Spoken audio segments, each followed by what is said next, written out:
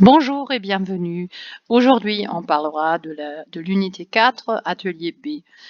Il s'agit de l'exercice 2. Julie parle des châteaux de la Loire. Alors, dans votre livre, Julie parle de la Loire, mais vos exemples ou vos phrases qu'il faut écrire, ce sont des exemples de Karlsruhe ou de notre région, quoi. Alors, par exemple, premier exemple, à mon avis, l'événement le plus intéressant dans notre région, ce sont les marchés de Noël. Vous voyez, après l'événement, le nom, il y a le superlatif de l'adjectif, c'est le plus intéressant. Après, vous avez peut-être l'endroit le plus connu à Karlsruhe, c'est le château. Et le musée le plus visité, c'est le ZKM peut-être, je pense, je sais pas.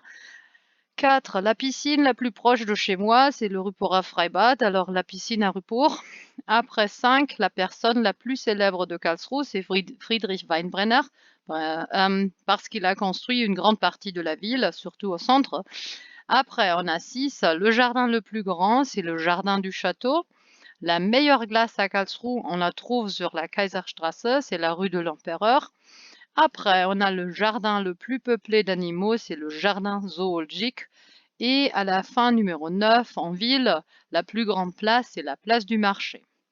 Alors, en allemand, auf Deutsch kurz, ihr erkennt in diesen Sätzen immer ein Muster. Und zwar ist immer nach dem Substantiv ein Superlativ, also sprich eine höchste Steigerungsform eines Adjektivs.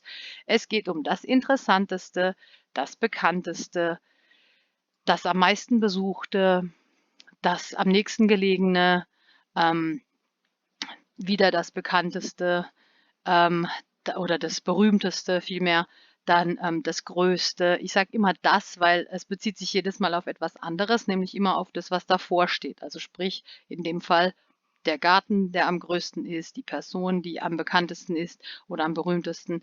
Dann la meilleure glace, Achtung, Ausnahme von welchem Adjektiv?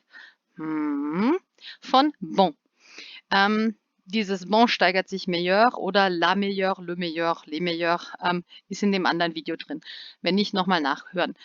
Dann hier der am bevölkertsten von Tieren, also sprich auch wieder ein Superlativ, der Garten, in dem es am meisten Tiere gibt. Und hier am Ende der größte Platz. Die Sachen wie grand oder bon oder andere kleine Adjektive wie petit und so weiter, die können auch vorne dran stehen. Die anderen können nur hinten dran stehen. Man kann aber auch, wie man hier in Beispiel 6 sieht, grand hinten dran stellen. Dann muss man aber zweimal den Artikel verwenden, indem man sagt le jardin, le plus grand und nicht nur le jardin plus grand. Weil dann wäre es wieder komparativ, man müsste noch ein que hinten dran setzen und so weiter. Okay, gut. Das wäre es auch schon zu diesen Beispielen. Wenn ihr noch Fragen habt, schickt eine Mail.